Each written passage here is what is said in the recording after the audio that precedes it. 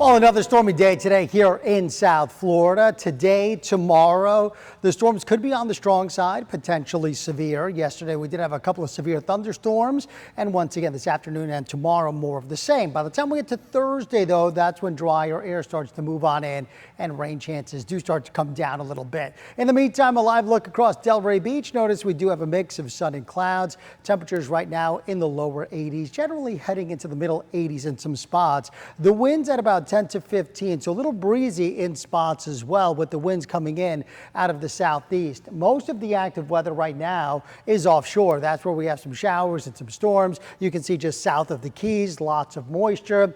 And in fact, in and around the peninsula, we do have plenty of moisture available. We do have a front that's sitting on top of us, plus the jet stream is moving across the area. And within the jet stream, we'll have little impulses of energy that will float across the region, and that's going to help to destabilize the atmosphere. And as a result, some of the storms could be on the stronger side. As a result, the Weather Service has placed the entire region under a marginal risk of severe weather. That means that we could have an isolated stronger storm, one or two. That's what we had yesterday. The biggest threats with these storms will be the gusty winds, some lightning, and some flooding as well. Hail will be an issue too. We could have some hail within some of those stronger storms.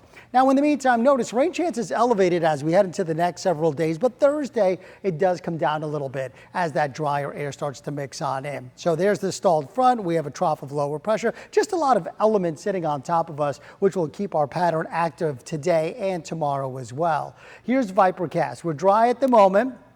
As we head towards around 4 o'clock or so, that's when the thunderstorms will start to bubble on up. But then notice as we head towards 9 p.m., those storms are pushing towards the I-95 corridor. So a little bit later compared to yesterday's start time. Yesterday at this hour, we were already tracking some showers and storms, but for now we're dry. Now, as we head to the overnight hours, not much activity. Tomorrow morning we're dry, and then during the afternoon around 3, those thunderstorms start to get going, and then they'll hang around till about 9 or 10 o'clock.